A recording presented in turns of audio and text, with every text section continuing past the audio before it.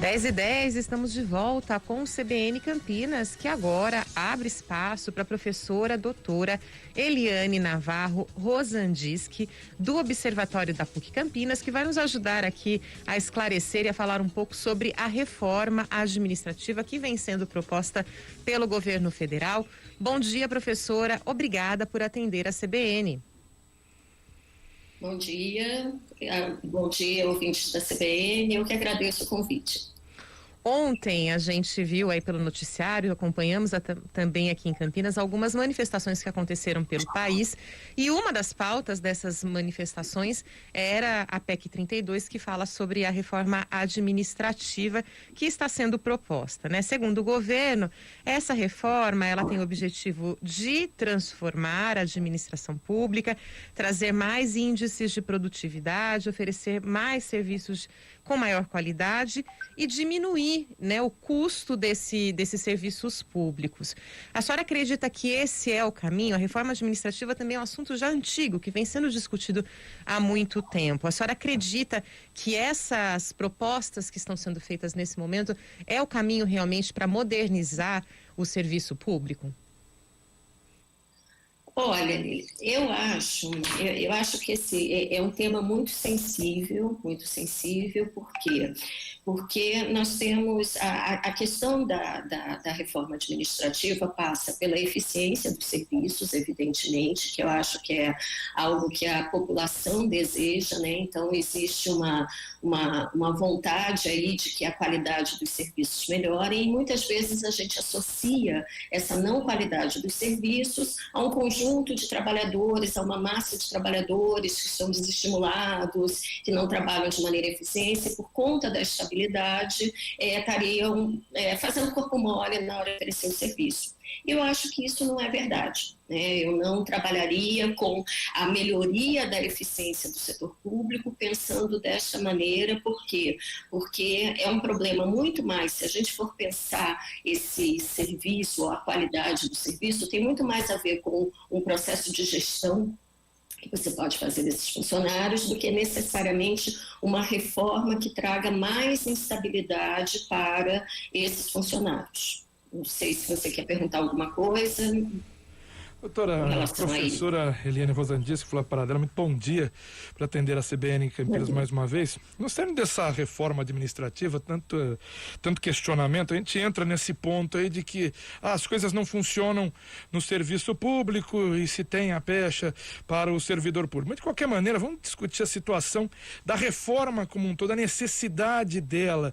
Se fôssemos uma entidade privada, quando se pega alguns pontos, né, e algumas funções, quando se passa por uma crise, tem-se aí você pega todo o seu organograma, pensa, isso está funcionando, isso não está funcionando, essa função ainda existe, ainda ela é vital para que tudo isso consiga funcionar. A gente não vê essa mesma função acontecer no serviço público. Eu cito até alguns casos. Vamos lá. Eu lembro uma vez, meu pai trabalhou por muito tempo na CPFL, quando ela era privada, pública, privada, e ela foi assim, né? Ela foi mudando ao longo dos anos. E na CPFL, lá no comecinho, tinha o cargo de dentista. A CPFL tinha um dentista próprio para toda aquela gama de trabalhadores. Por quê? No mercado como um todo, não tinha esse trabalho, né? Não tinha essa facilidade, não tinha plano odontológico, não tinham dentistas no mercado para atender todo esse público. E a CPFL tinha. Depois, passado o tempo, com o crescimento do mercado, com especialistas, não tinha-se mais essa necessidade. A gente sabe que no poder público, em algumas empresas estatais, privadas, até de Campinas, esse cargo existiu por um bom tempo, mesmo depois de ter essa abrangência no mercado. Essa reforma administrativa não pensa nisso? Por que eu vou ter eu vou estar colocando aqui em tese, vai. Por que eu vou ter numa empresa de saneamento, não estou falando que tem lá, mas numa empresa de saneamento, um cargo de dentista? Não, eu concordo, eu acho, por isso que eu estou falando, eu acho que quando a gente olha para a reforma, nós temos que entender exatamente como ela vai impactar e o que ela representa. Então, se num primeiro momento nós podemos melhorar numa eficiência, cuidar mais da atividade fim, nós podemos pensar em formas de gestão no qual esse funcionário público ele consegue oferecer um serviço melhor para a sociedade. Então, esse é um ponto. Existe um outro ponto que eu acho que tem muito a ver com o que você está falando, que é uma questão de custo da máquina. Nós estaríamos, de certa forma, financiando aí um conjunto de atividades que a gente enxerga como secundárias e, por conta disso, não precisaria ser financiado pela máquina. Antes, deixa eu só separar uma coisa da outra. Uma coisa é você ter uma empresa pública. Uma empresa pública, ela tem um conjunto de funcionários, ela tem uma lógica administrativa que ela vai ter lucro, ela vai pagar pelos funcionários. Então, se ela vai ter ou não vai ter dentista, se ela vai ter ou não a tia do cafezinho, se ela vai ou não terceirizar. Isso é uma coisa que dentro da empresa pública ela pode pensar em fazer. Outra é quando a gente pensa na carreira do funcionário público. Que aí eu acho que é um outro grupo, que são duas coisas que nós podemos tratar de maneira distinta. Não sei se você concorda com o que eu estou falando, né? Uma coisa é a gente imaginar o que uma empresa pública precisa, e a CPFL, podemos pensar diversas empresas que têm lá o seu organograma e a sua estrutura, e aí ela pode fazer reformas para tornar aquela estrutura mais enxuta, mais focada na atividade fim. Outra é quando você começa a trabalhar com determinados segmentos da atividade pública, do servidor público, e você começa a mudar algumas formas de contratação, começa a mudar algumas formas de remuneração desses trabalhadores, e considerando que a atividade pública, ela não está dissociada do marco político, ou seja, dos gestores políticos que estão formatando aquele projeto de política pública. Então, muitas vezes, essa vulnerabilidade que você pode ter com alguns quadros de funcionários pode ser um problema, porque se o funcionário está... você corre o risco aí de uma perseguição política, coisas desse tipo. E eu acho que isso é uma coisa complicada também, que tem que ser visto dentro da história do serviço público. Pegando esse gancho da senhora trouxe para a gente da perseguição política, né, da carreira do servidor público, uma das críticas de fato é sobre a estabilidade dos servidores, que por exercerem funções Sim. muitas vezes que são até delicadas, e eu vou trazer aqui o caso muito recente da CPI da Covid, onde foi um servidor de carreira que trouxe uma denúncia muito importante em relação ao caso de corrupção das vacinas, e que o que se diz é que talvez se ele não fosse um servidor de carreira, não tivesse estabilidade, né, e todas as suas garantias, ele não conseguiria fazer essa denúncia. Então, esse é um ponto importante que também precisa de reflexão, né, professora? Não, exatamente. Eu acho que esses dois pontos, porque também na CPI da Covid nós vemos também uma funcionária pública que também fez um corpo mole imenso e deixou passar todas as irregularidades naquele contrato. Então, a mesma CPI expôs duas situações que são limites quando a gente está falando dentro do setor público. Um funcionário de carreira, concursado, que tem uma responsabilidade com o que está fazendo, e o outro que, de alguma forma, por conhecer o processo, faz o corpo mole e permite que isso aconteça. Então, por isso que eu falo, a questão da gestão ela é importante, mas a questão da estabilidade também se torna um ponto necessário de ser avaliado, porque é um segmento que, de certa forma, ele está muito sujeito a esses humores políticos. E, por outro lado, mas o que acontece também? Eu acho que tem um outro ponto que, quando se fala também da reforma administrativa, se coloca o elevado custo com os funcionários. E aí eu acho que a gente tem que fazer uma outra discussão também que tem a ver com a estabilidade. Quando você tem funcionários estáveis, de certa forma, você mantém um certo poder de compra de um grupo. Eles são muito organizados, eles têm uma barganha política grande. Ok, eles conseguem ter uma barganha política grande porque são organizados e tudo mais. O que acontece?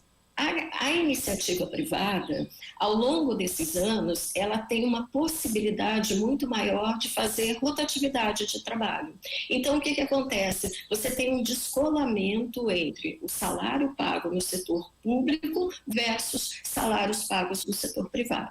E muitas vezes fala, não, mas o setor privado, para o funcionário, determinados grupos recebem mais e tudo mais. Mas, em média, o custo dos funcionários acaba sendo um fator importante. Quando você tem uma PEC dos gastos, vamos falar lá da nossa PEC que limita determinados gastos, o que começa a acontecer?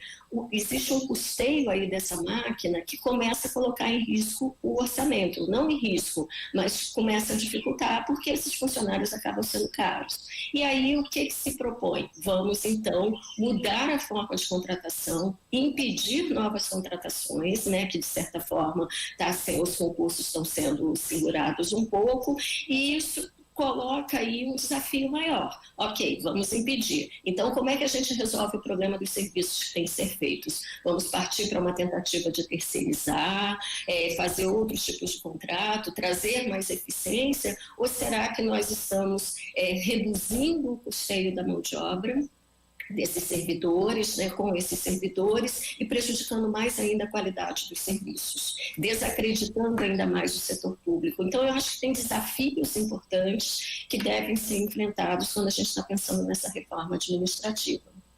E professora, a gente estava falando da estabilidade, né?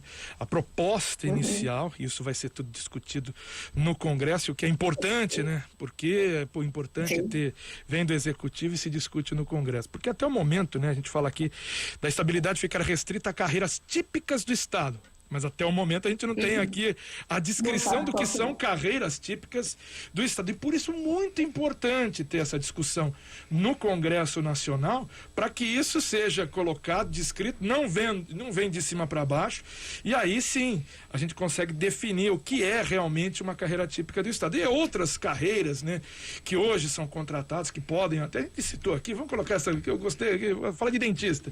Pode até não ser uma carreira típica do Estado, e assim ser contratada. Pelo que eles estão falando de tempo indeterminado ou até determinado, mas de uma outra forma. Acredito que isso vai ser muito discutido, vai ser tema, mas para mudar. Na opinião da senhora, esse ponto aqui, a importância de se ter a discussão no Congresso.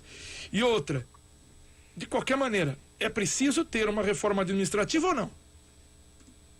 Eu acho que tem. Só que eu colocaria da seguinte maneira, tá? Aí pensando nessa reforma, eu acho que você falou uma coisa que é fundamental. Quais são as carreiras que teriam uma estabilidade? Entenda, estabilidade não significa que você não esteja sujeito ao cumprimento das metas, ao cumprimento das suas atividades, porque muitas vezes você tem determinados servidores que conseguem burlar e não ofertar e não aparecer, assim, a gente vê N casos de, muitas vezes, não vou brigar com nenhuma categoria, mas médicos que acabam, postos de saúde que estão sem os médicos, falta enfermeira, falta não sei quem, né? Você tem uma certa dificuldade de gestão desses grupos, né? Então, ter mecanismos mais fortes de controle do profissional, do servidor público. Eu acho que esse é o primeiro ponto. Tem mecanismo no qual a gente consiga cobrar melhor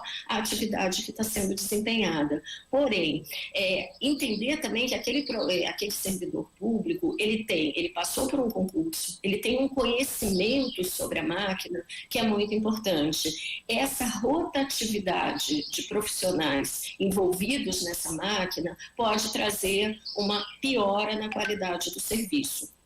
Tá? Então, em última instância, quando a gente está falando de uma reforma administrativa, do que estamos falando? Do tamanho e dos serviços que nós queremos que esse Estado ofereça. Porque quando a gente consegue definir isso, nós enquanto sociedade, promovendo um debate, sem ter um discurso viesado, eles são muito caros, um monte de marajá que recebe para não trabalhar, não é isso. Não que não tenham carreiras que sejam dessa forma, mas se a gente for olhar para o grosso do setor público, são profissionais que estão fazendo a atividade deles e não necessariamente têm um salário de marajá, não necessariamente tem uma condição de trabalho diferente dos demais. Eu entendo que a sociedade precisa desse setor, dessas atividades. Então, discutir o tamanho do Estado, discutir quais são os serviços que serão oferecidos, eu acho que é a primeira parte do processo. Queremos escola, queremos saúde, queremos queremos proteção, serviço militar, queremos tudo isso. De que maneira esses servidores serão remunerados? Porque são os nossos impostos, de certa forma, estão sendo utilizados para remunerar esse grupo. Então, entender, mas trazer uma insegurança é colocá-los numa situação de vulnerabilidade perante o mandatário. É diferente de uma empresa que tem 10 anos, 20 anos, é o mesmo grupo com o mesmo objetivo. Eu não sei se fica claro que o setor público ele tem características específicas e isso tem que pensar quando você está fazendo a gestão do pessoal que vai ofertar esse serviço. A senhora mencionou aí os salários dos marajás, né? Uma das grandes críticas, inclusive, à reforma administrativa é que exclui juízes, promotores, parlamentares e militares. Que são exatamente o alto escalão que a gente tem, inclusive salários que são escandalosos nesse país em que a gente vive de desigualdade tão grande, acima do teto.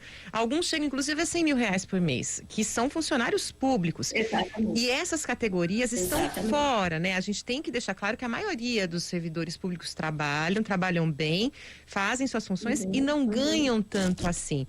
Esse, de fato, é um problema, essa distorção, né, professora?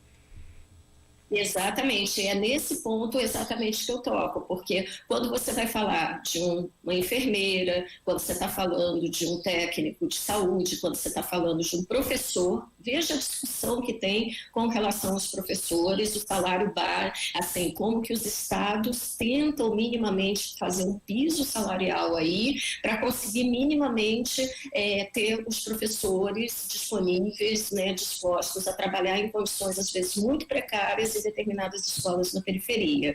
Então, quando a gente está falando desse grupo, esse grupo não entra na discussão, porque existe aí um poder político, né, uma capacidade aí de você ficar de fora, né, e aí toda a votação e tudo mais, eles acabam ficando de fora. Então, o que custa caro exatamente? Quando a gente está falando desta reforma, quando a gente está falando da necessidade de enxugar, o que nós estamos enxugando? Recentemente, os militares, né, que estão ocupando postos hoje junto ao governo, estão conseguindo acumular salário. Isso é uma coisa que é complicado, porque se você é um funcionário público, meu marido trabalha na Unicamp, ele trabalha 40 horas, ele não pode ter mais nenhum outro trabalho. Eu trabalho na PUC, eu estou dedicada exclusivamente à PUC. Então, assim, olha que a PUC não é nem funcionário público, mas existe uma questão de não acumular tanto salário. Por que determinadas categorias podem, né? E esses têm um custo bastante elevado. Se a gente colocar na ponta do lápis, por aí a gente vai ver por onde parte do dinheiro de pagamento de salários ele está escapando muito mais. E aí nós estamos fazendo uma reforma, ou uma proposta de reforma, porque a próprio relator hoje falou, eu acho que hoje ou ontem saiu uma notícia de que tem que continuar essa discussão, no qual nós estamos penalizando um outro grupo que está lá na ponta, oferecendo serviço para a população.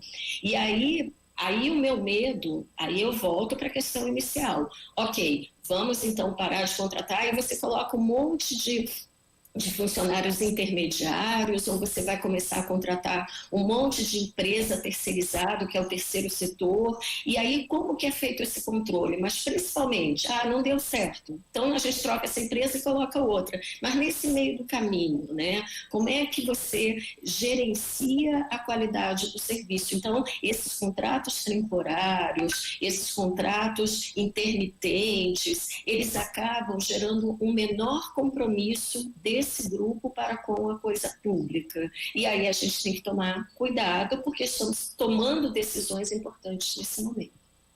Questões cíclicas, né, professora Eliana? Meio que a gente corre atrás do rabo, né? Eu acho que mais do que questões cíclicas, eu diria que tem uma coisa aí que a gente tem que ficar muito atento, né? Quando a gente está olhando para esse grupo, uma vez que você desmonta essa reforma, né? Uma vez que você desmonta, você está desmontando também a possibilidade de ter um Estado que faça o que todos nós queremos. Então, a gente está olhando pelo lado do custo, eu estou tentando olhar pelo lado da qualidade. Eu acho que nesse momento é um momento em que a gente tem que debater o porquê que o Estado existe e que tipo de serviço a gente quer com os nossos impostos, que esse serviço seja oferecido, até para liberar renda, para que a gente possa gastar em outras coisas, não ter que pagar duplamente a saúde, não ter que pagar duplamente a escola, coisas desse tipo. Então, eu acho que tem que se primar pela gestão, por uma melhor gestão desses recursos. E você só faz isso com comprometimento, entendendo qual que é o espaço desse servidor, desse Estado e desse servidor público e cobrando o desempenho dele.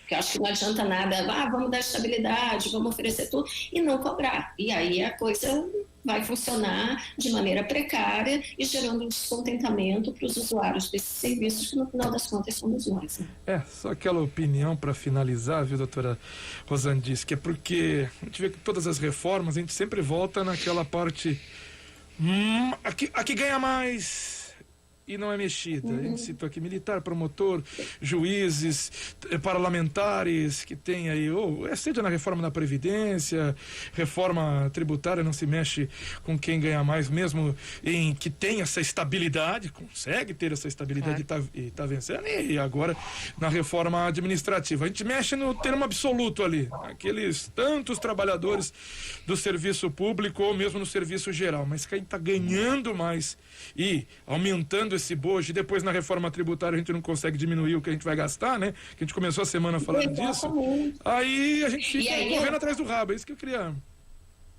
E aí eu acho que a gente ainda tem um outro ponto importante, né? Nós estamos tentando pensar numa existência de um Estado na economia, no qual nós podemos até eventualmente vamos que, na melhor das hipóteses, a gente consiga, de certa forma, diminuir esse grupo, essas vantagens para determinados grupos. O que é difícil, porque existe poder de barganha desse grupo e isso vai acontecer, de certa forma, mas vamos imaginar que a gente consiga fazer. Eu acho que a questão do financiamento desses serviços, ela tem que ser equacionada, porque, de fato, muitas vezes falamos que pagamos muitos impostos.